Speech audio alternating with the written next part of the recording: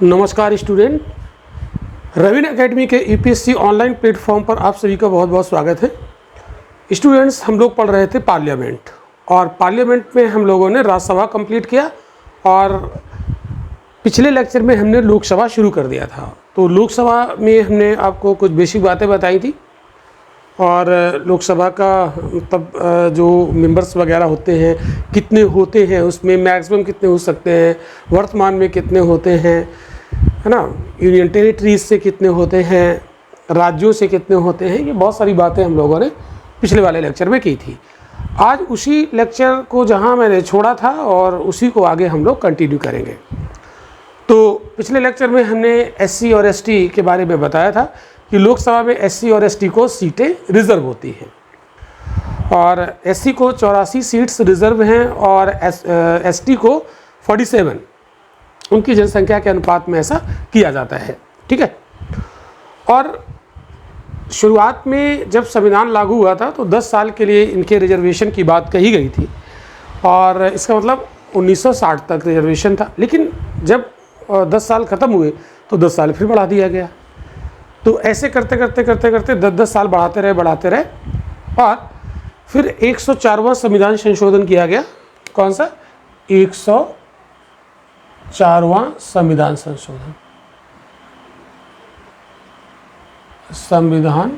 संशोधन अधिनियम 2019 और इस अधिनियम के तहत ये जो रिजर्वेशन का प्रावधान है इसको 2030 तक इसे बढ़ा दिया गया है। तो लोकसभा में एससी और एसटी के रिजर्वेशन को अब 2030 तक बढ़ा दिया गया है ना। तो 2030 तक तो एज इट इज़ चलता रहेगा। तो यहाँ तक बात हमने कर ली थी या शायद वो हमारा लेक्चर यहीं पर स्टॉप हो गया था, तो वही मैंने आपको यहाँ पर बता दिया। तो आज के सेशन में हम लोग बात करने वाले हैं इसकी जो चुनाव की प्रक्रिया होती है, यानी इसकी चुनाव प्रणाली। ठीक है। तो चुनाव प्रणाली की अगर हम लोग बात करें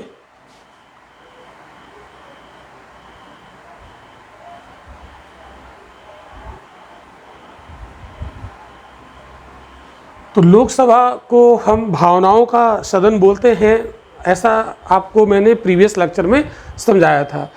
तो अगर कोई पार्टी लोकसभा में जीतती है, बहुमत हासिल करती है, तो उस विजय में, उस जीत में लोगों की भावनाएं निहित होती हैं। तो भावनात्मक तरीके से वोटिंग होती है भारत में, ऐसा हमने आपको बताया था। और ये लोकप्रिय सदन होता है लोकसभा, क्योंकि लोग इसमें पार्टिसिपेट करते हैं, आम लोग इसमें पार्टिसिपेट करते हैं। ठीक है। इसीलिए इसके चुनाव को आम चुनाव यानी जनरल इलेक्शन कहते हैं। तो इसका चुनाव डायरेक्ट होता है और 18 साल का भारतीय नागरिक जिसके ऊपर कोई प्रतिबंध ना हो, कोई विधि का उल्लंघन ना किया हो और वोटर लिस्ट में उसका नाम हो, तो वो इन्हें वोट कर सकता है। ठीक है। तो आज उसी पर हम लोग थोड़ा सा डिटेल में चर्चा करेंगे। तो चुनाव प्रणाली के लिए अब जैसे किसी राज्य से कितनी सीट्स होंगी तो वो डिपेंड करेगा पॉपुलेशन पर, है ना, जनसंख्या पर। जैसे उत्तर प्रदेश की जनसंख्या सबसे ज़्यादा है तो उत्तर प्रदेश की सीट्स भी सबसे ज़्यादा लोकसभा में होती हैं। ठीक है। तो ये बात हम आपको प्रीवियस लेक्चर में बता भी चुके थे। तो आगे हम लोग देखते हैं कि जैसे चुनाव होता है तो किसी राज्य को विभिन्न निर्वाचन क्षेत्रों में यानी प्रादेशिक निर्वाचन क्षेत्रों में डिवाइड किया जाता है और फिर वहाँ पर प्रादेशिक प्रतिनिधित्व प्रणाली के तहत चुनाव होता है। ये क्या होता है? देखो, जैसे मान लो ये कोई स्टेट है, सपोज दैट ये कोई स्टेट है। ठीक है। मान लो ये उत्तर प्रदेश है, यूपी, और लोकसभा का चुनाव होना है। तो इसमें इसके प्रादेशिक निर्वाचन क्षेत्र इस तरीके से बढ़ गए, मान लो, है ना। ये इस तरीके से ऐसे प्रादेशिक निर्वाचन क्षेत्र ये बांट दिए गए। तो उत्तर प्रदेश को ऐसे बहुत सारे प्रादेशिक निर्वाचन क्षेत्रों में बांट दिया जाएगा। ठीक है। तो रीजनल इलेक्शन जो एरियाज़ हैं उससे बांटा जाएगा। तो अब जैसे मान लो यहाँ पर ये जनसंख्या होगी इस क्षेत्र की, ठीक है, यहाँ जनसंख्या होगी। ठीक है। अब यहाँ पर कोई चुनाव लड़ेगा, प्रत्याशी होगा। प्रत्याशी तो यहाँ कई होंगे, ठीक है, कई पार्टी के अपने अपने कैंडिडेट्स होंगे, वो लोग उतार देंगे यहाँ पर चुनाव लड़ाने के लिए। और अब यहाँ से कोई एक कैंडिडेट ही जीतेगा, विजय होगा। तो यहाँ से एक प्रत्याशी विजयी होगा, प्रत्याशी विजयी होगा। जिस प्रत्याशी में लोगों की भावनाएं अंतर्निहित होंगी वो जीत जाएगा। तो प्रत्याशी तो यहाँ कई होंगे, है ना, यहाँ पर कई पार्टी होंगी जिनके वो प्रत्याशी लड़ रहे होंगे, तो एक यहाँ से जीतेगा। तो ये जो एक क्षेत्र है इसको कहेंगे प्रादेशिक क्षेत्र, है ना, ये एक प्रादेशिक क्षेत्र बन गया। और जो यहाँ पर जीतेगा, एक प्रत्याशी जो विजयी होगा, वो अपने इस भूभागी क्षेत्र को रिप्रेजेंट करेगा। क्या कहा जाएगा कि ये फला प्रत्याशी इस लोकसभा क्षेत्र से जीता है, ठीक है। तो वो विधानमंडल का प्रत्येक सदन जो सदस्य होगा वो एक भूभागी क्षेत्र का प्रतिनिधित्व करेगा। तो जैसे ये यहाँ से जीत गया तो यहाँ का प्रतिनिधित्व ये विजय जो हुआ है वो इसको रिप्रेजेंट करेगा। क्लियर हो गई। तो एक निर्वाचन क्षेत्र से, एक प्रादेशिक निर्वाचन क्षेत्र से एक सदस्य ही निकलेगा, एक सीट निकलेगी, ठीक है, और बाकी लोग जो है वो हार जाएंगे। तो ऐसे ऐसे यहाँ पर आप देखोगे कि इसी को एकल सदस्य निर्वाचन क्षेत्र भी बोलेंगे। एकल सदस्य क्या बोलेंगे, क्योंकि एक सदस्य यहाँ से विजयी घोषित होगा, तो इसलिए इसको एकल निर्वाचन क्षेत्र बोला जाएगा। क्लियर बात आपको ये। तो इस तरीके से हमने आपको समझाने का प्रयास किया कि प्रादेशिक निर्वाचन क्षेत्र में इसको डिवाइड किया जाएगा और यहाँ पर कई प्रत्याशी उतारे जाएंगे, कई पार्टी होंगी, भारत में बहुदलीय व्यवस्था है, तो यहाँ से कई लोग चुनाव लड़ेंगे, लेकिन उनमें से एक प्रत्याशी विजयी होगा और वो जो जीता हुआ प्रत्याशी, जो अब जीता हुआ व्यक्ति है, वो तो अब विधानमंडल का यानी इस लेजिस्लेचर अर्थात लोकसभा का क्या बन जाएगा, सदस्य बन जाएगा। और ये अपने इस भूभागीय क्षेत्र का प्रतिनिधित्व करेगा, अर्थात ये सांसद इस लोकसभा क्षेत्र से जीता है, ठीक है। तो एक लोकसभा क्षेत्र से एक ही जीतेगा, ठीक है, इसीलिए इसको एकल सदस्य निर्वाचन क्षेत्र के नाम से भी जाना जाता है, ठीक है। आई होप कि ये बात आपको क्लियर हो गई होगी, ठीक है। तो अब हम इसको रफ कर देते हैं और आप लोग इसे नोट्स में लिख लीजिएगा।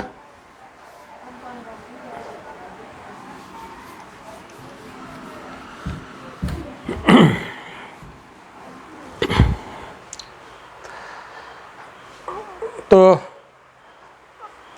ऐसे चुनाव हो जाएगा और लोकसभा का क्या हो जाएगा, गठन हो जाएगा। अब लोकसभा का गठन होने के बाद अब लोकसभा कितने दिन तक रहेगी, तो इसका मतलब हम बात करेंगे लोकसभा की अवधि। तो लोकसभा की अवधि, इसका टेन्योर कितने दिन का होगा, कितने दिन तक लोकसभा रहेगी। तो लोकसभा का गठन होने के बाद यानी जो चुनाव हो जाएगा, तो चुनाव के बाद प्रथम बैठक होगी इसकी, है ना। तो चुनाव के बाद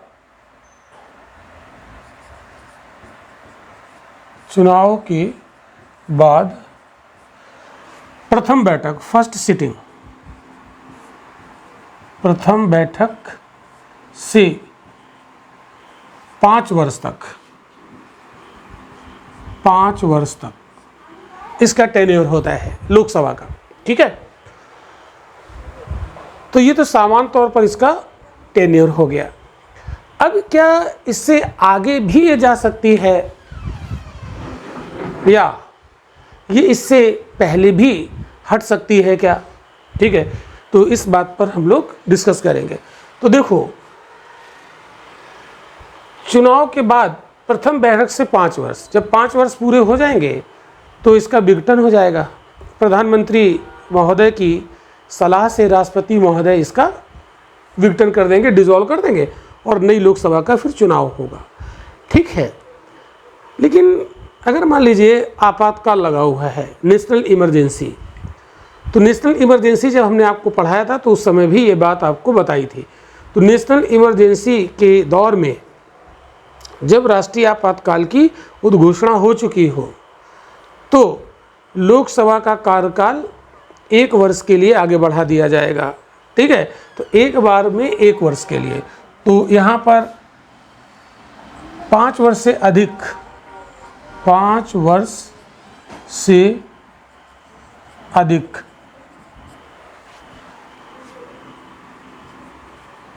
समय के लिए क्या शर्त है? यदि राष्ट्रीय आपातकाल लगा है, नेशनल इमरजेंसी, राष्ट्रीय आपातकाल की अगर उद्घोषणा है, प्रोक्लेमेशन ऑफ नेशनल इमरजेंसी,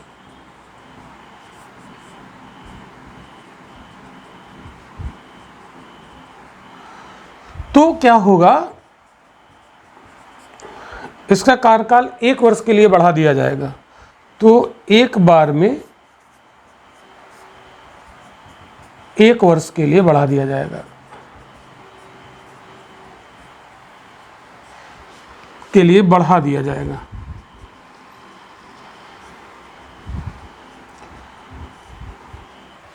और 1 वर्ष हो गया, इसके बावजूद भी अभी नेशनल इमरजेंसी लगी हुई है, तो इसको फिर से बढ़ा दिया जाएगा, है ना। तो इसे पुनः बढ़ाया जा सकता है, पुनः बढ़ाया जा सकता है, पुनः बढ़ाया जा सकता है।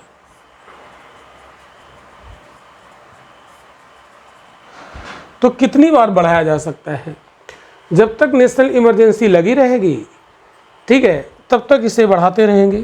तो नेशनल इमरजेंसी कब तक लगी रह सकती है? अनंत काल तक।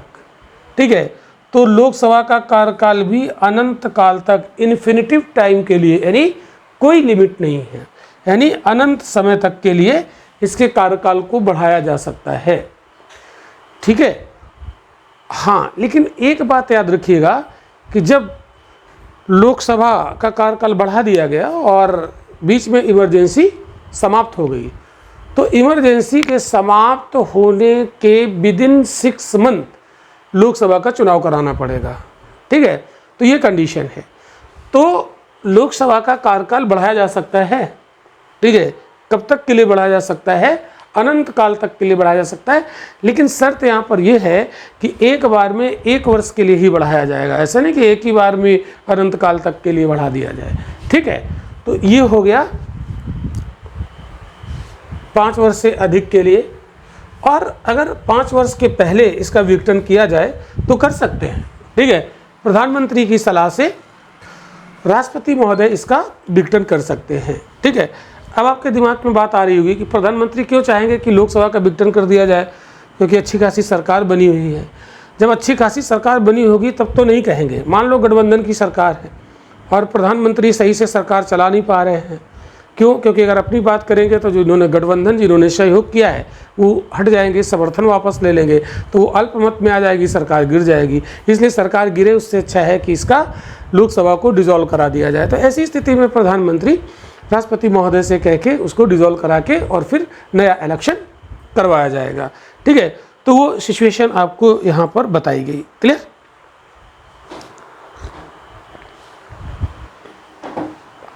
तो ये हो गया कार्यकाल। अब लोग बात करेंगे इसके जो सदस्य होते हैं, इनकी क्वालिफिकेशन क्या होती है। लोकसभा के सदस्यों की क्वालिफिकेशंस यानी अहर्ताएँ, क्या बोलेंगे? अहर्ताएँ, इनको कहते हैं क्वालिफिकेशन। तो क्वालिफिकेशन की अगर हम लोग बात करें तो यहाँ पर इसको हम 2 कैटेगरी में इसको देख सकते हैं। जैसे क्वालिफिकेशन कुछ तो कॉन्स्टिट्यूशन में होंगी, ठीक है, कुछ तो कॉन्स्टिट्यूशन में दी गई है, संविधान में प्रावधान है,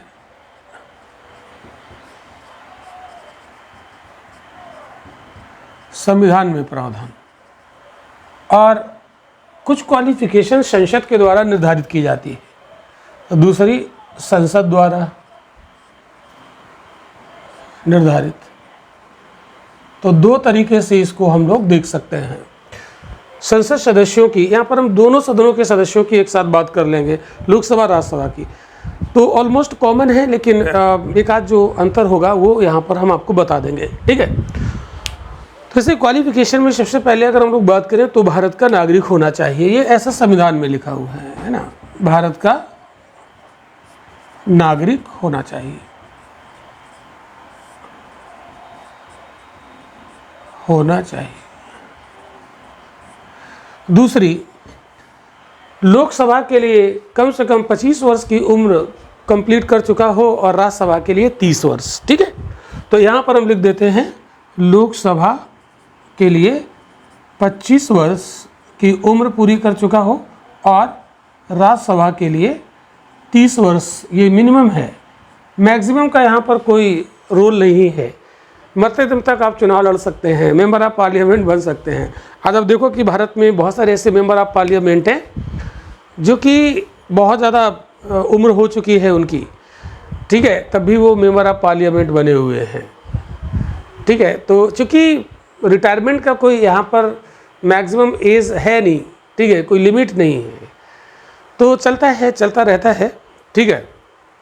और इसके अलावा इसमें जो तीसरी बात है कि जो निर्वाचन आयोग होता है, ठीक है, इलेक्शन कमीशन ऑफ इंडिया, तो निर्वाचन आयोग ऐसे व्यक्ति जो लोकसभा का या राज्यसभा का चुनाव लड़ना चाह रहे हैं, तो चुनाव आयोग द्वारा अधिकृत किसी व्यक्ति के सामने उन्हें शपथ लेनी पड़ती है, ठीक है।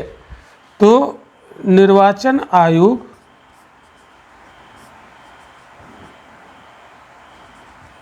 द्वारा अधिकृत ऑथराइज्ड व्यक्ति के समक्ष शपथ लेनी पड़ती है।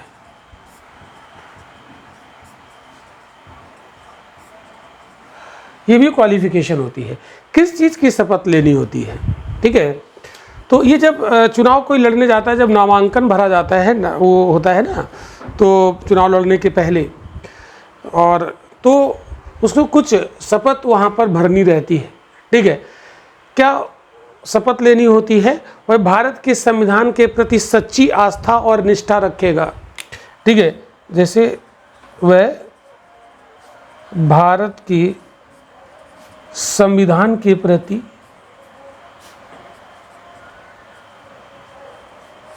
सच्ची आस्था और निष्ठा रखेगा, सच्ची आस्था और निष्ठा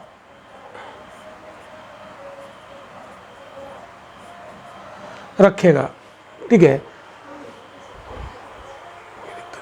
ठीक है, आस्था और निष्ठा रखेगा, और वह भारत की संप्रभुता और अखंडता को अक्षुण्ण रखेगा,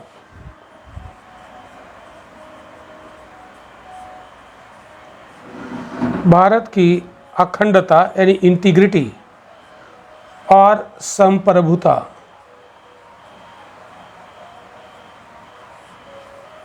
को अक्षुण्ण रखेगा। अक्षुण्ण का मतलब उसे घटने नहीं देगा, जैसा है वैसा अक्षुण्ण, कैसे लिखें, अक्षुण्ण रखेगा।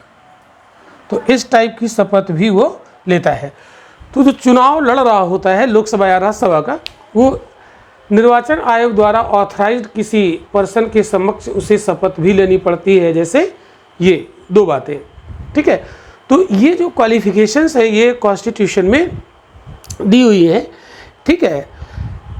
इसके अलावा कुछ और भी क्वालिफिकेशन उसके पास होनी चाहिए जिन्हें संसद डिसाइड करती है, ठीक है। तो ये बातें आपको क्लियर, जब आप बुक पढ़ोगे कोई, जैसे एम लक्ष्मीकांत आप पढ़ते हैं, तो एम लक्ष्मीकांत में ये चीज़ें दी हुई हैं, ठीक है। तो या डी बसु पढ़ते हैं, कोई संविधान की टेक्स्ट बुक पढ़ते हैं, तो उसमें आपको ये चीज़ें मिलेंगी, लेकिन सामान्य तौर पर हम लोग इसको नहीं पढ़ते हैं। लेकिन यूपीएससी अगर यहाँ से स्टेटमेंट बना देगा तब तो बात गड़बड़ हो जाएगी, तो ये हमें जानना ज़रूरी है। तो ये आप अपने नोट्स में कुछ इसी तरीके से इसे लिखोगे। अब कुछ अन्य क्वालिफिकेशन जो पार्लियामेंट के द्वारा डिसाइड की जाएंगी, ठीक है, तो वो क्या होंगी उस पर हम लोग चर्चा करते हैं।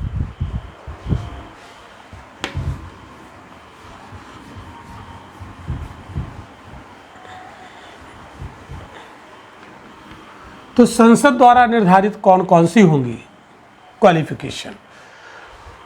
तो जब संसद कोई चीज़ डिसाइड करती तो उसके लिए वो कानून बनाती है। तो संसद बिना किसी विधि के स्थापित प्रक्रिया के तहत कोई कार्य नहीं करती है। तो लोकसभा या राज्यसभा अर्थात संसद के सदस्यों की क्वालिफिकेशन को डिसाइड करने के लिए संसद ने एक कानून पास किया था, जन प्रतिनिधित्व अधिनियम 1951। जन प्रतिनिधित्व अधिनियम 1951, जन प्रतिनिधित्व अधिनियम 1951, पीपल रिप्रेजेंटेटिव एक्ट 1955।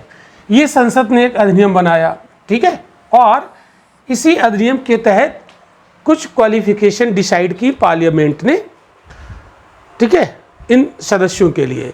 जैसे ये बात कही कि जो सदस्य इसका बनना चाह रहा है, जो लोकसभा या राज्यसभा का चुनाव लड़ना चाह रहा है, उसे राज्य या संघ राज्य क्षेत्र के उस निर्वाचन क्षेत्र का पंजीकृत मतदाता होना चाहिए। देखो क्या होना चाहिए, उस शॉर्ट में बताते हैं, शॉर्ट में ही आप लोग लिखिएगा, उस निर्वाचन क्षेत्र का पंजीकृत मतदाता होना चाहिए, मतदाता होना चाहिए, ठीक है।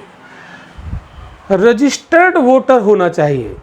अब जैसे यहाँ ध्यान दो, जैसे अभी हमने आपको बताया था, जैसे मान लो ये कोई स्टेट है और इस स्टेट का ये निर्वाचन क्षेत्र है, ये वाला, ठीक है, ये निर्वाचन क्षेत्र एक, ऐसे बहुत सारे निर्वाचन क्षेत्र ऐसे बटे होते हैं, ठीक है, ये निर्वाचन क्षेत्रों में इसको डिवाइड कर दिया। अब जैसे मान लो कोई यहाँ से चुनाव लड़ना चाह रहा है ना, तो कोई अगर कैंडिडेट यानी प्रत्याशी यहाँ पर चुनाव लड़ना चाह रहा है तो संसद ने पीपल रिप्रेजेंटेटिव एक्ट 1951 में प्रोविज़न किया कि ये कैंडिडेट यहाँ से चुनाव तभी लड़ सकता है जब इस निर्वाचन क्षेत्र का रजिस्टर्ड वोटर हो। बात आपको समझ में आ गई? तो ये कैंडिडेट यहाँ से इलेक्शन तभी लड़ पाएगा जब इस निर्वाचन क्षेत्र का ये रजिस्टर्ड वोटर हो, अदरवाइज नहीं लड़ेगा। तो ऐसा प्रोविज़न ये कॉन्स्टिट्यूशन में नहीं है, ये पार्लियामेंट ने लॉ बनाया है ना, जन प्रतिनिधित्व अधिनियम 1951 के तहत, ठीक है। लेकिन 2003 में इसमें थोड़ा सा बदलाव कर दिया गया। तो यहाँ पर आप लिख सकते हो नोट में 2003 में ये कंडीशन राज्यसभा के लिए ख़त्म कर दी गई, ठीक है, राज्यसभा के लिए समाप्त कर दी गई, समाप्त कर दी गई, ठीक है। ये बात आपको याद रखनी है। तो राज्यसभा के लिए अब ये जो क्वालिफिकेशन संसद ने डिसाइड की वो अब यहाँ पर नहीं है, 2003 से इसको समाप्त किया गया, ठीक है। फिर अब जैसे मान लो कोई ऐसा कैंडिडेट है जो आरक्षित सीट पर चुनाव लड़ना चाह रहा है, दूसरा, तो इसी पीपल रिप्रेजेंटेटिव एक्ट 1951 में प्रोविज़न किया गया है कि अगर कोई व्यक्ति आरक्षित सीट यानी रिजर्व सीट पर इलेक्शन लड़ना चाह रहा है, तो रिजर्व सीट किसके लिए होती है? एससी और एसटी के लिए, ठीक है। तो अगर एससी और एसटी कैंडिडेट होगा तभी तो वो चुनाव लड़ पाएगा ना रिजर्व सीट में, ठीक है। तो किसी राज्य या संघ राज्य क्षेत्रों में एससी या एसटी का वो सदस्य होना चाहिए, यानी किसी राज्य या यूनियन टेरिटरी में एससी या एसटी के मतलब एससी एसटी का सदस्य होना चाहिए, सदस्य होना चाहिए, ये बात यहां पर बोली गई है। अब यहां पर ये जो शब्द यहां लिखा गया ना किसी, इस पर आपको ध्यान रखना है। किसी राज्य या यूनियन टेरिटरी में SC ST का वो सदस्य होना जरूरी है, तभी वो, यानी वो SC या ST हो, अंडरस्टूड बात है ना, तभी तो वो रिजर्व सीट में चुनाव लड़ेगा। अब ये जरूरी नहीं है कि जिस राज्य में वो चुनाव लड़ रहा है उसी राज्य का वो SC या ST हो, ऐसा नहीं है। तो क्या है, किसी राज्य का, मतलब भारत का वो SC या ST होना चाहिए, ठीक है, ये कहने का मतलब यहाँ पर है। तो ये भी पार्लियामेंट ने ये लॉ यानी एक्ट बनाया है, ठीक है। तो इस बात को आपको ध्यान रखना है। एक चीज़ आप ध्यान रखिएगा कि SC ST जो लोग हैं ये रिजर्व सीट पर तो इलेक्शन लड़ ही सकते हैं, इसके अलावा ये गैर आरक्षित सीट पर भी आरक्षण मतलब चुनाव लड़ सकते हैं, सामान्य सीट पर भी चुनाव लड़ सकते हैं। तो ये हो गई क्वालिफिकेशन। अब हम लोग बात करेंगे, कुछ अयोग्यताएं भी होती हैं, ठीक है, तो अयोग्यताएं भी जाननी है। डिस्क्वालिफिकेशन यानी निरर्हताएं जिसको कहते हैं हिंदी में, तो बात करते हैं कुछ इसकी निरर्हताएं भी होती हैं।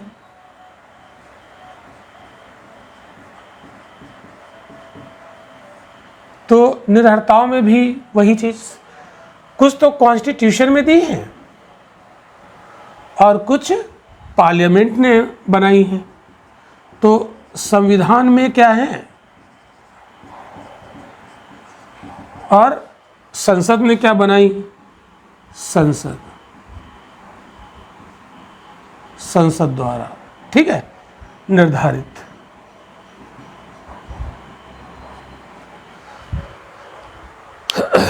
तो निरर्हताओं में जैसे हम लोग देखते हैं कि लाभ के पद पर ना हो, है ना, संविधान में लिखा है लाभ के पद पर ना हो।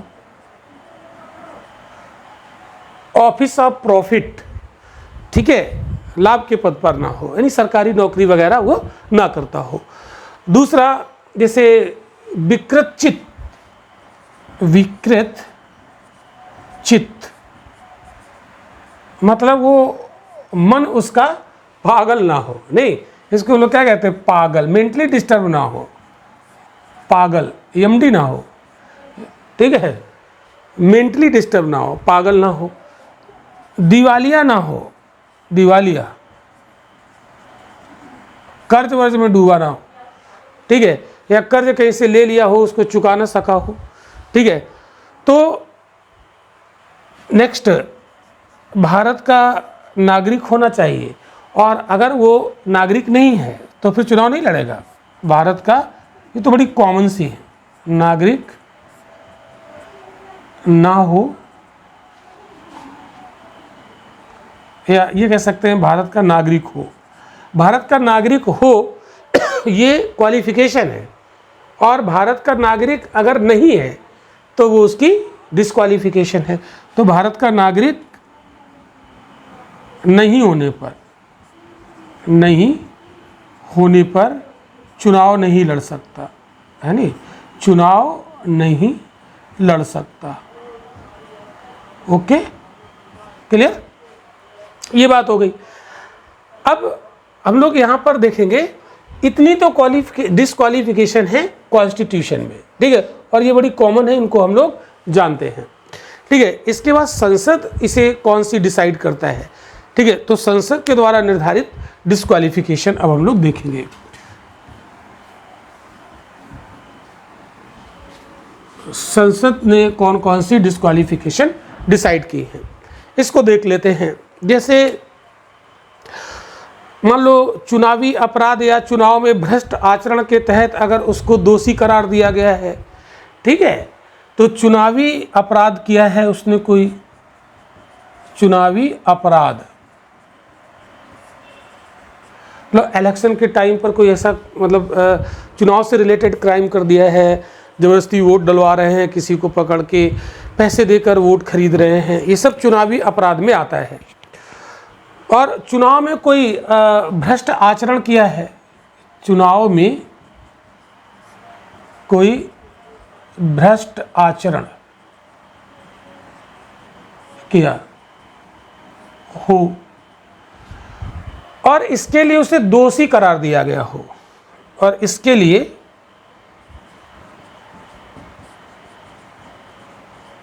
उसे दोषी करार दिया हो,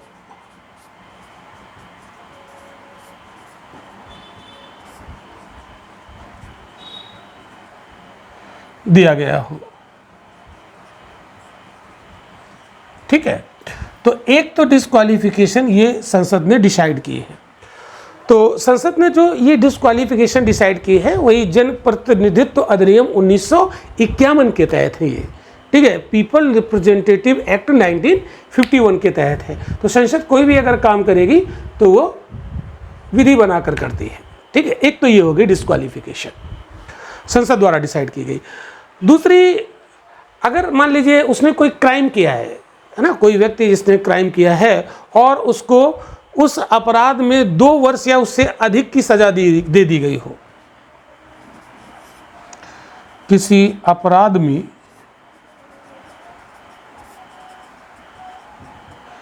उसे 2 या 2 से अधिक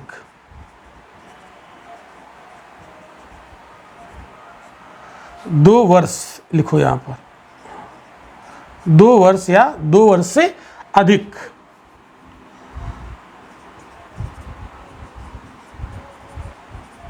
की सजा दी गई हो, तो वो फिर लोकसभा का चुनाव नहीं लड़ेगा। ठीक है, तो ये उसकी डिस्क्वालिफिकेशन में आएगी, संसद ने ऐसा डिसाइड किया है। फिर जैसे चुनाव में एक समय, जैसे चुनाव होता है तो उसमें बहुत सारा खर्च होता है, तो जो निर्वाचन आयोग होता है, इलेक्शन कमीशन ऑफ इंडिया, वो बाद में हिसाब मांगता है कि आप पूरा ब्यौरा दो कि आपने कितना खर्च किया है, कितना व्यय किया है चुनाव के दौरान। क्यों? क्योंकि अगर आपने ज़्यादा व्यय किया है, ज़्यादा खर्च किया है, इसका मतलब है आपने उसको इलीगल तरीके से खर्च कर दिया और एक्स्ट्रा खर्च किया, तो शायद आप लोगों ने उससे वोट खरीदे हों, किसी को पैसे दे के वोट खरीदे हों। ठीक है, तो इस तरीके का अगर आपने काम किया है तो ये लोकतंत्र के खिलाफ है। ठीक है, तो इनसे ब्यौरा मांगा जाता है कि कितना खर्च किया और उसका एक समय दिया जाता है। उस समय के अंदर अगर आपने वो ब्यौरा प्रस्तुत नहीं किया तो फिर आप अयोग्य हो जाएंगे। ठीक है, तो तीसरा जो है, चुनाव के दौरान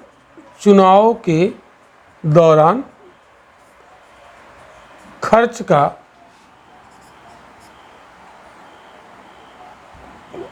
दौरान किए गए खर्च का ब्यौरा, यानी जो पूरा कितना किया खर्च, उसका हिसाब किताब, ब्यौरा एक निश्चित समय के अंदर प्रस्तुत करना होता है। एक निश्चित समय के अंदर प्रस्तुत करना होता है,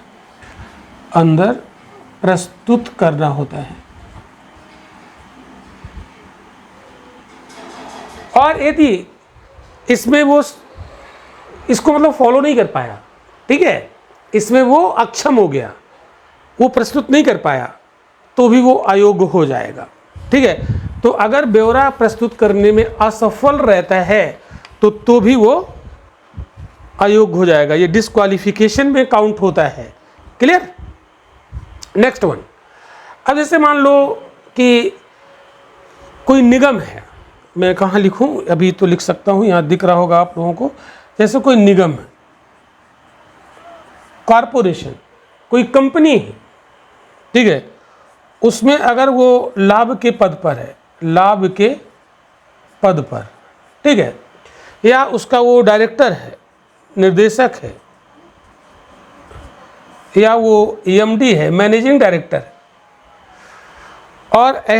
और ऐसे निगम में सरकार का 25% हिस्सा है, सरकार का 25% शेयर है, तो वो व्यक्ति संसद का चुनाव नहीं लड़ सकता। ठीक है, ये डिस्क्वालिफिकेशन में आता है। ध्यान से समझिएगा, कोई निगम है, कोई कॉरपोरेशन है, उसमें कोई व्यक्ति लाभ के पद पर है, उसका डायरेक्टर है या मैनेजिंग डायरेक्टर है, और वो निगम ऐसा निगम है जिसमें सरकार की 25% शेयर है, ठीक है, हिस्सेदारी है, तो वो व्यक्ति चुनाव नहीं लड़ेगा। ये डिस्क्वालिफिकेशन में आता है। ठीक है, और नेक्स्ट, उसे भ्रष्टाचार या निष्ठाहीन होने के कारण बर्खास्त किया गया हो। ठीक है, तो पांचवा यहाँ पर मैं लिख देता हूँ कि भ्रष्टाचार उसने किया हो या निष्ठाहीन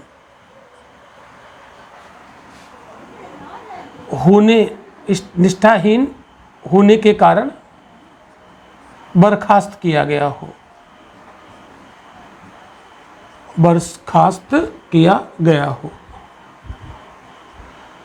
अभी आपको मैं थोड़ी देर पहले बताया था ना कि वो निष्ठा की शपथ लेते हैं कि संविधान के प्रति हम निष्ठा रखेंगे, और यदि उस निष्ठा की शपथ को उसने तोड़ दिया और उसे बर्खास्त कर दिया गया तो फिर वो चुनाव नहीं लड़ेगा, ये डिस्क्वालिफिकेशन में आएगा। ठीक है, और जैसे मान लो उसने कहीं कोई रिश्वतखोरी की, ठीक है, इसको भी हम लिख देते हैं, जैसे रिश्वतखोरी की, इसमें पकड़ा गया तो फिर वो चुनाव नहीं लड़ेगा। ठीक है, और इस रिश्वतखोरी के लिए अगर उसको दंडित किया गया, रिश्वतखोरी की और उसे पनिशमेंट दिया गया और उसे दंडित किया गया, तो वो फिर डिस्क्वालीफाई है ना, ये डिस्क्वालिफिकेशन में गिना जाएगा। क्लियर। अब जैसे मान लो कुछ सामाजिक बुराइयां हैं, एक और यहाँ पर लिख देते हैं, ये यहाँ पर लिख देते हैं, जैसे कोई सामाजिक बुराई है, सामाजिक बुराई, जैसे उदाहरण के तौर पर छुआछूत, अनटचेबिलिटी, ये छुआछूत एक सामाजिक बुराई है, छुआछूत। सती प्रथा है ना, सती प्रथा, ठीक है, ये भी एक सामाजिक बुराई है। और मतलब इस टाइप की जो भी जैसे दहेज वगैरह है, ये सब दहेज,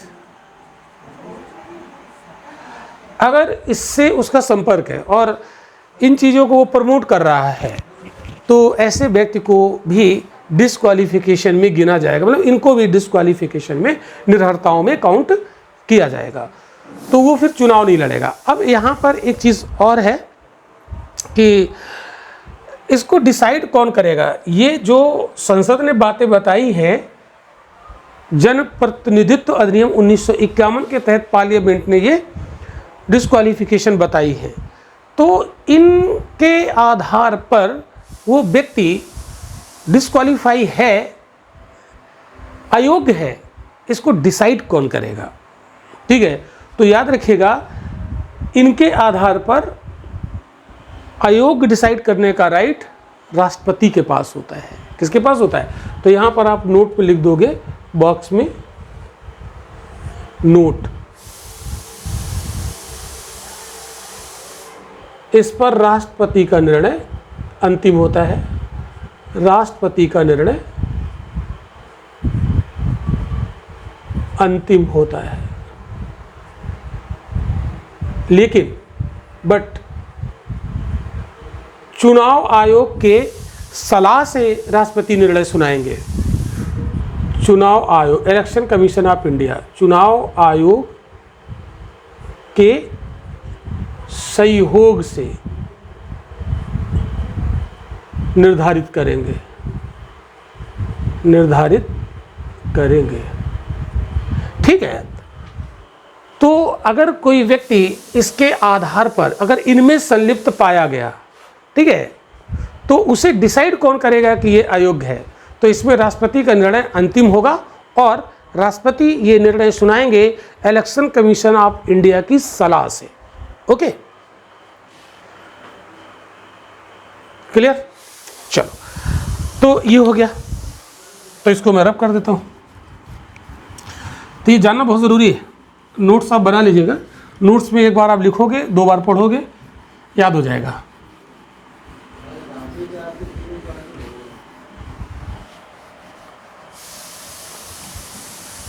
अब एक चीज़ और है, एक चीज़ और है यहाँ पर इम्पोर्टेंट, उसको भी हम लोग देख लेते हैं। अब जैसे दल बदल संबंधी एक डिस्क्वालिफिकेशन भी होती है। दल बदल संबंधी वो क्या होती है?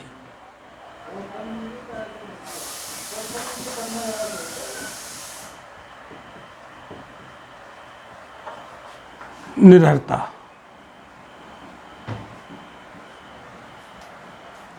जैसे लोग पार्टी वार्टी बदल देते हैं तो उसके आधार पर भी वो डिस्क्वालीफाई घोषित कर दिया जाएगा। तो इंडियन कॉन्स्टिट्यूशन की शेड्यूल नंबर 10 है ना, वैसे जो भारतीय संविधान का अनुसूची 10 है उसमें दल बदल संबंधी नियम दिए हुए हैं अनुसूची 10 में, शेड्यूल नंबर 10 में। ठीक है, तो दल बदल संबंधी जो डिस्क्वालिफिकेशन है, अयोग्यताएं हैं, वो क्या हैं, इसको भी हम लोग जान लेते हैं। जैसे मान लो कि कोई व्यक्ति स्वेच्छा से उस राजनीतिक दल को त्याग देता है जिस राजनीतिक दल से वो चुनाव जीत कर आया है। ठीक है, जैसे कोई सदस्य स्वेच्छा से यानी अपनी मर्जी से स्वेच्छा से उस पार्टी की सदस्यता त्याग देता है जिससे वह चुनाव जीत कर आया है, जिससे वह चुनाव जीत कर आया है। तो जानते हो ये कहा जाएगा कि उसने मतलब दल बदल लिया। ठीक है, तो दल बदल लिया तो ऐसा वो नहीं कर सकता है। अगर ऐसा कर दिया तो समझ लो उसने पार्टी चेंज कर ली, और अगर किसी ने पार्टी चेंज कर ली इस तरीके से तो वो फिर चुनाव लड़ने के अयोग्य हो जाएगा, और मतलब वो फिर वहाँ से सदस्यता से हट जाएगा। ठीक है, मेंबर बन चुका था लेकिन पार्टी बदल दी तो वो हट जाएगा। ठीक है, एक तो ये हो गया। दूसरा, अगर मान लीजिए कि कोई मेंबर ऑफ पार्लियामेंट है किसी पार्टी से, ठीक है, और पार्टी का जो हेड है उसके निर्देशों का पालन नहीं करता, तो इसे भी दल बदल की कैटेगरी में रखा जाता है और उसे सदस्यता के अयोग्य घोषित कर दिया जाएगा। ठीक है, तो राजनीतिक दल द्वारा दिए गए निर्देशों का पालन नहीं करता यदि वह अपनी पार्टी के द्वारा दिए गए निर्देशों का पालन नहीं करता, तो उसे अयोग्य घोषित किया जाएगा।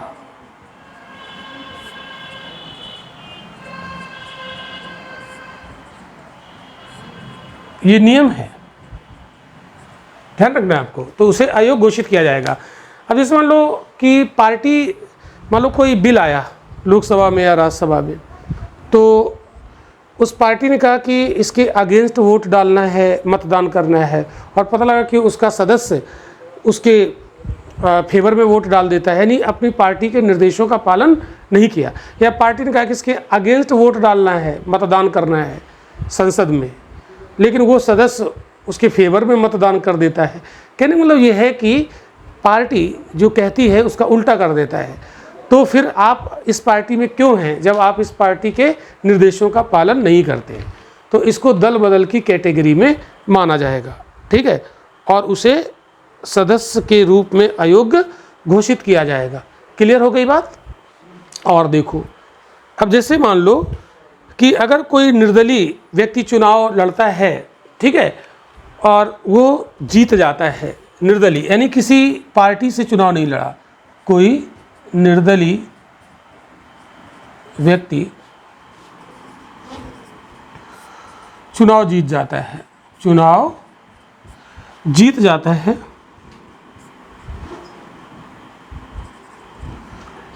और वह किसी पार्टी की सदस्यता ले लेता है, किसी पार्टी की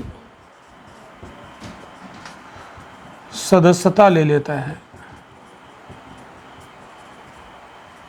तो वह अयोग्य होगा, वो अयोग्य हो जाएगा,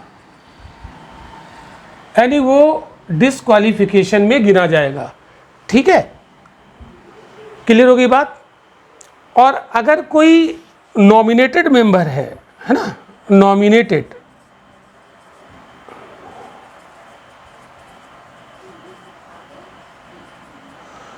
अब नॉमिनेटेड मेंबर केवल राज्यसभा में होते हैं, लोकसभा में जो एंग्लो इंडियन का कॉन्सेप्ट था वो खत्म कर दिया गया। ठीक है, तो अगर कोई नॉमिनेटेड मेंबर है, उसको नॉमिनेट करके राज्यसभा का सदस्य बनाया गया और वो 6 महीने बाद, ठीक है, 6 महीने बाद किसी पार्टी की सदस्यता ले लेता है, तो उसे भी अयोग्य घोषित किया जाएगा। नॉमिनेटेड मेंबर 6 महीने बाद किसी पार्टी की सदस्यता ले लेता है, किसी पार्टी की सदस्यता ले लेता है,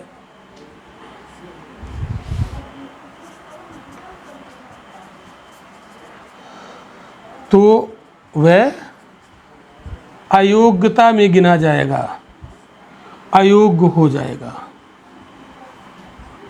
ठीक है, तो इसको भी कहा जाएगा कि दल बदल लिया, इसको दल बदल की कैटेगरी में रखा जाता है। ठीक है, तो ये ऐसे बहुत सारे यहाँ पर बातें हमने आपको बताई कि किस तरीके से कोई दल बदल के आधार पर अयोग्य घोषित होगा। अब यहाँ पर एक क्वेश्चन बनेगा, या आपके दिमाग में ये बात आ रही होगी कि सर दल बदल संबंधी क्वालिफिकेशन को डिसाइड कौन करता है। जैसे इसके पहले जो आपको बताया था, जन प्रतिनिधित्व अधिनियम 1951 के तहत जो संसद ने डिस्क्वालिफिकेशन डिसाइड की, उसको निर्धारित उस पर निर्णय कौन देता था? राष्ट्रपति, कि उस आधार पर वो अयोग्य हो गया है। तो दल बदल के आधार पर कोई सदस्य अगर अयोग्य होता है तो उसे डिसाइड कौन करता है? तो उसे डिसाइड करता है उस सदन का प्रिसाइडिंग ऑफिसर, यानी पीठासीन अधिकारी। अब पीठासीन अधिकारी का मतलब क्या हुआ? अगर लोकसभा का ये मुद्दा होगा, ठीक है, तो लोकसभा का जो स्पीकर होगा वो डिसाइड करेंगे। ठीक है, और अगर राज्यसभा का ये मुद्दा होगा दल बदल वाला, तो राज्यसभा का जो प्रिसाइडिंग ऑफिसर होता है, पीठासीन अधिकारी, यानी सभापति, चेयरमैन, जो उपराष्ट्रपति होता है, पढ़ा चुके, तो वो इसे डिसाइड करेगा। तो याद रखिएगा, दल बदल के आधार पर निर्योग्यता को या निर्हर्ता को डिसाइड कौन करता है? तो कौन डिसाइड करता है? उस हाउस का प्रिसाइडिंग ऑफिसर, यानी पीठासीन अधिकारी। लिख लीजिएगा नोट्स में इस बात को। ठीक है, चलो, तो क्लियर हो गई ये बात।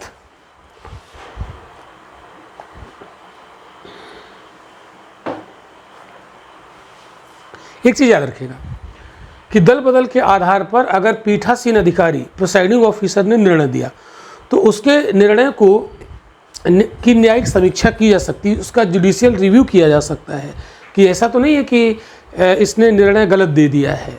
तो ये 1992 में सुप्रीम कोर्ट ने निर्णय दिया, नोट कर लीजिएगा पॉइंट। 1992 में सुप्रीम कोर्ट ने निर्णय दिया कि दल बदल के आधार पर अगर प्रिसाइडिंग ऑफिसर अपना निर्णय सुनाता है तो उसकी न्यायिक समीक्षा यानी जुडिशियल रिव्यू किया जा सकता है, यानी न्यायालय में चैलेंज किया जा सकता है, मतलब न्यायालय उसकी जांच कर सकता है। कहने का मतलब ये है कि उसने सही डिसीजन दिया है कि नहीं। तो ये हो गई क्वालिफिकेशन, डिस्क्वालिफिकेशन, दोनों संसद के द्वारा कौन सी डिसाइड की गई, संविधान में कौन सी है, ये सारी हमने डिटेल में यहाँ पर बात की। और अब हम लोग बात करने वाले हैं अगले टॉपिक पर। अब स्थानों की रिक्तियों की बात कर सकते हैं। ठीक है, कि लोकसभा राज्यसभा में स्थान कैसे रिक्त हो सकते हैं, वैकेंसी कैसे हो सकती है। ठीक है, स्थान वैकेंट कैसे हो सकते हैं। तो संसद में स्थानों की रिक्तियां, संसद में स्थानों की रिक्तियां,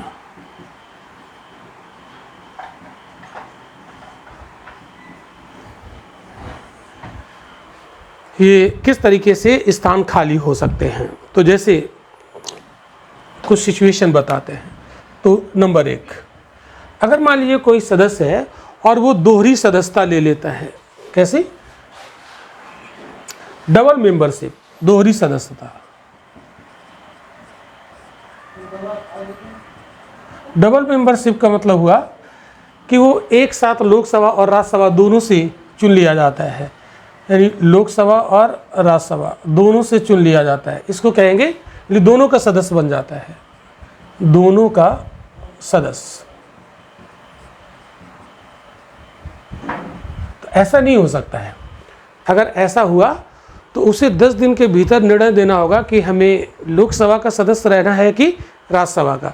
तो इसके लिए क्या होगा, उसे 10 दिन के अंदर, 10 दिनों के अंदर निर्णय लेना होता है, निर्णय लेना होता है।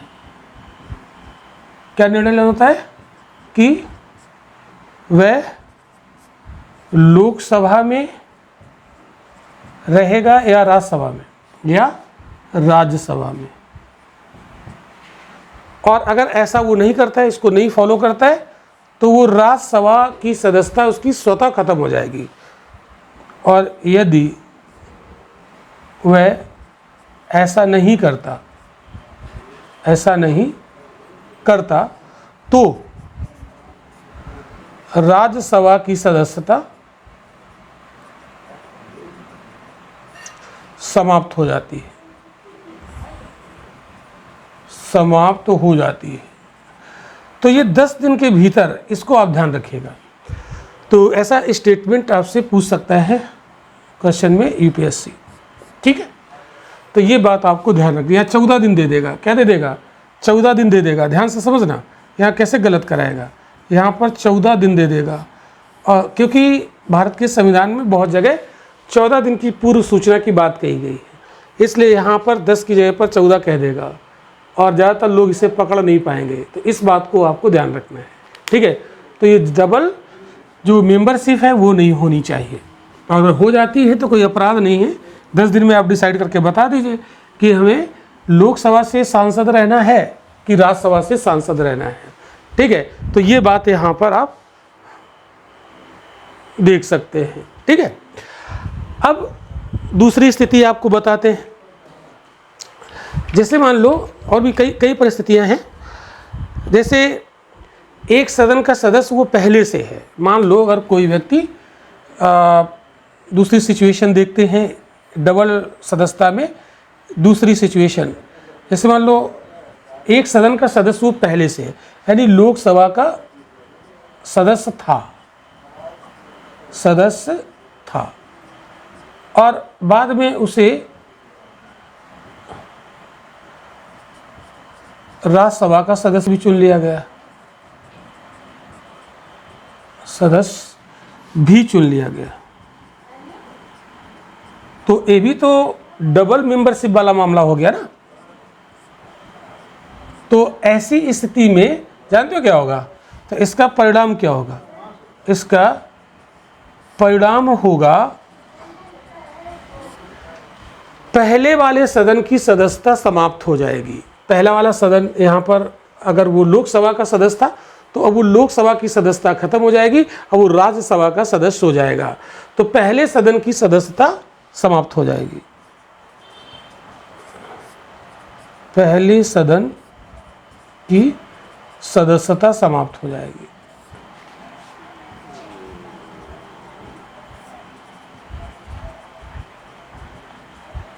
ठीक, तो ये भी मामला हो गया डबल मेंबरशिप का। तो ऐसा नहीं हो सकता है, तो इसको आप नोट्स बनाते रहिए इसी तरीके से, ठीक।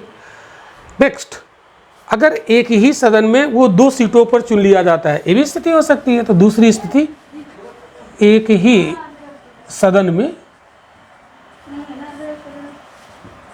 वो 2 निर्वाचन क्षेत्रों से अगर चुन लिया गया, 2 निर्वाचन क्षेत्रों से, तो 2 सीटों पर चुन लिया गया है ना। एक ही सदन में 2 सीटों पर चुन लिया जाता है, चुन लिया जाता है।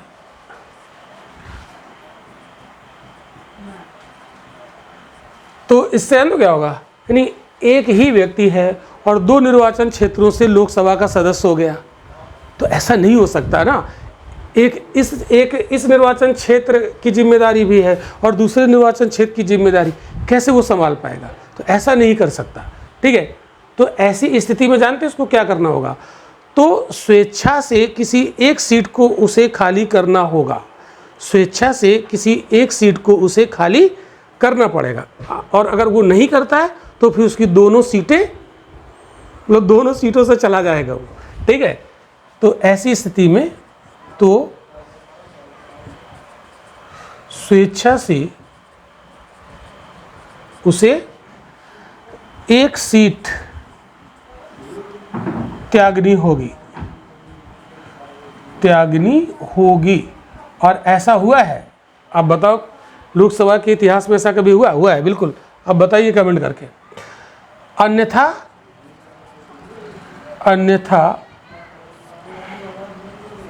दोनों सीटों से वंचित हो जाएगा, दोनों सीटों से वंचित हो जाएगा।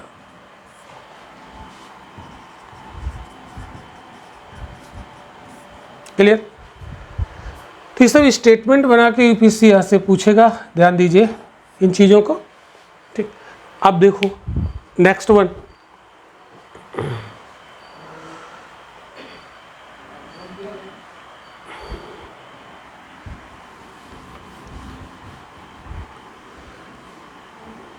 तीसरी स्थिति देखो। इसमें क्या होगा, मान लीजिए कोई एक व्यक्ति है, विधायक भी बन जाता है, सांसद भी बन जाता है, ऐसा भी हो गया, ठीक है। मान लीजिए कोई व्यक्ति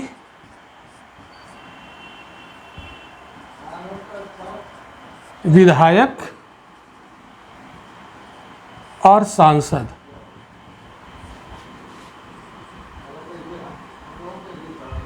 दोनों हो जाता है। अब कहें ये कैसा, क्या संभव है? बिल्कुल संभव है। यानी वो किसी विधानसभा से भी चुनाव जीता और लोकसभा का भी चुनाव जीत लिया, तो विधायक और सांसद तो एक में, इस संभव तो नहीं, मतलब ऐसे हो तो जाएगा, क्या ये कंटिन्यू कर सकता है कि वो विधायक भी हो सांसद भी हो, ठीक है। तो ऐसी स्थिति में उसे 14 दिन का समय दिया जाता है, ठीक है। तो उसे यह निर्णय लेने के लिए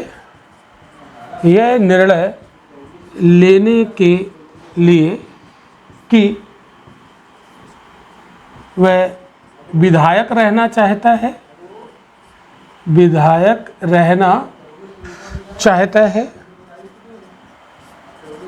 कि सांसद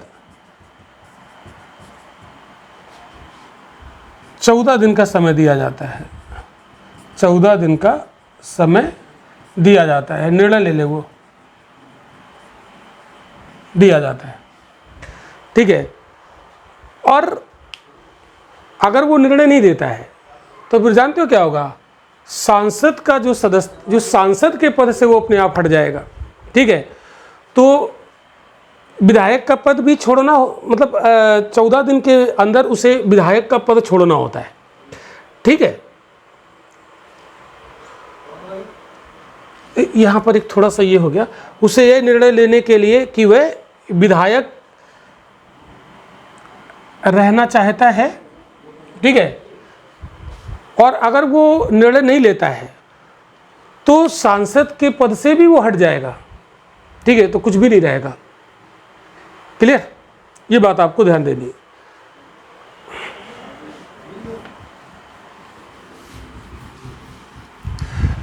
तो इस तरीके से सीटें खाली हो सकती हैं।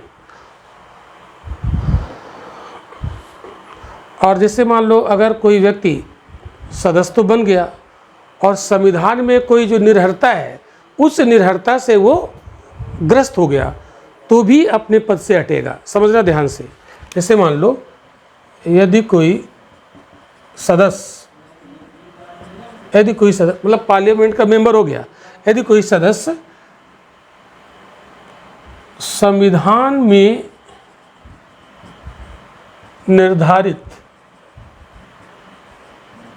डिस्क्वालिफिकेशन यानी निर्हरता, निर्हरता से ग्रसित हो जाता है, ग्रसित हो जाता है, तो वह सदस्यता से वंचित हो जाएगा, सदस्यता से वंचित हो जाएगा। मतलब क्या है, जैसे मान लो कोई सदस्य बन गया, चुनाव लड़ गया, जीत गया, अब संविधान ने क्या डिस्क्वालिफिकेशन बताई है कि वो लाभ के पद पर नहीं होना चाहिए। तो अगर वो सदस्य बन गया और बाद में वो सरकारी नौकरी कर लिया तो ये डिस्क्वालिफिकेशन हो जाएगी ना, तो आप सरकारी नौकरी करिए, यहाँ से हट जाइए। अगर मान लीजिए कि सदस्य बन गया और उसने भारत की नागरिकता छोड़ दी, दूसरे देश की सिटीजनशिप ले ली, तो अब वो भारत का नागरिक नहीं रहेगा ना। तो जब चुनाव लड़ा था तब नागरिक था, सदस्य बनने के बाद उसने नागरिकता ले ली दूसरे देश की, तो भारत का नागरिक नहीं रहा, तो ये तो डिस्क्वालिफिकेशन हो जाएगी। ठीक है, तो संविधान में क्या निर्धारित है कि भारत का नागरिक होना चाहिए। ठीक है, पागल दिवालिया नहीं होना चाहिए, बाद में पागल दिवालिया हो गया तो भी उसकी सदस्यता हट जाएगी, मतलब सदस्यता से वंचित हो जाएगा। तो इस तरीके से ये है ना। अब देखो और क्या है, और क्या तरीके हैं।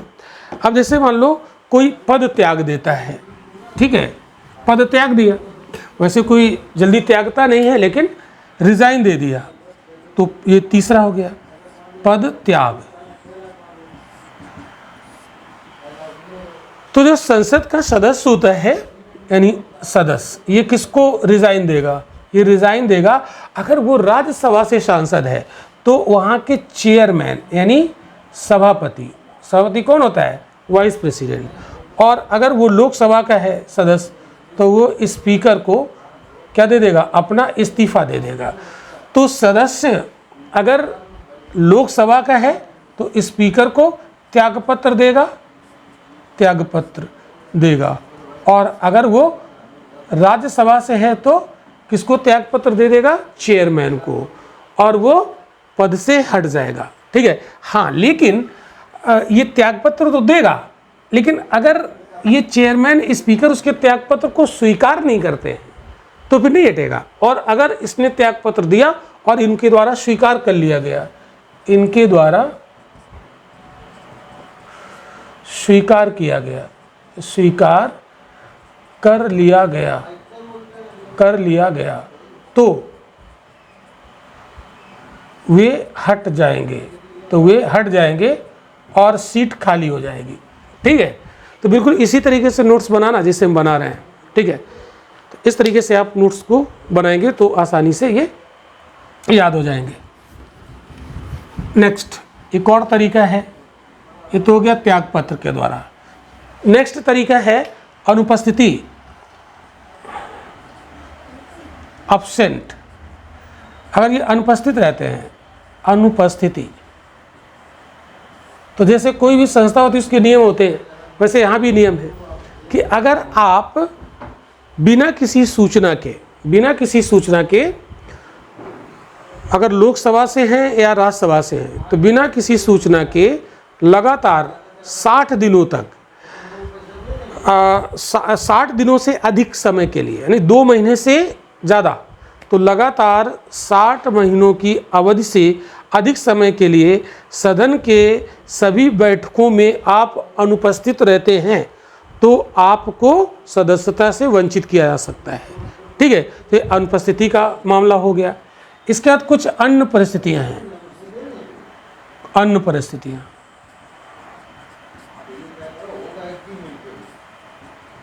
अन्य परिस्थितियां ये क्या हो सकती हैं, जैसे न्यायालय द्वारा चुनाव को अमान्य घोषित कर दिया जाता है। कोई चुनाव हुआ लोकसभा का, राज्यसभा का, उसको अमान्य घोषित कर दिया गया, शून्य करार दे दिया गया, तो फिर सदस्यता से वंचित हो जाएंगे। यदि उसे सदन द्वारा निष्कासित कर दिया जाए तो सदस्यता से वंचित हो जाएंगे। यदि वे राष्ट्रपति उपराष्ट्रपति चुन लिया जाए, कोई संसद का सदस्य है उसको राष्ट्रपति या उपराष्ट्रपति चुन लिया जाए तो भी वो सदस्यता से हट जाएगा, मतलब उसका स्थान खाली हो जाएगा। यदि उसे किसी राज्य का राज्यपाल बना दिया जाए, तो ऐसा तो है नहीं कि राज्यपाल भी बना रहे और सांसद भी बना रहे, तो भी वो सीट खाली हो जाएगी। ठीक है, तो ये हमने देखी यहाँ पर कि क्या क्या इसकी डिस्क्वालिफिकेशन होती हैं, क्वालिफिकेशन क्या होती हैं, ठीक है, कैसे सीट खाली हो सकती है, बहुत सारी बातें यहाँ पर हम लोगों ने देख ली। और अगर आप हमारा डिटेल में और ज़्यादा डिटेल में जीएस पढ़ना चाहते हैं तो आप स्क्रीन पर दिए गए नंबर पे कॉल करके हमसे बात कर सकते हैं, और हमारा एप्लीकेशन जो स्क्रीन पर दिया गया है रविन एकेडमी का, उसे आप प्ले स्टोर से डाउनलोड कर लीजिए, तो वहाँ पर हमारी और डिटेल में जीएस की कक्षाएं आपको मिल जाएंगी। तो आज का लेक्चर हम यहीं तक रखेंगे। कल वाले लेक्चर में हम लोग पढ़ेंगे इसके आगे का जो पार्ट है, जैसे शपथ है, प्रतिज्ञान है, फिर लोकसभा के राज्यसभा के जो पदाधिकारी हैं वो क्या हैं, तो उसको हम लोग कंटिन्यू करेंगे। तो मिलते हैं हम लोग अगले लेक्चर में। Thank you.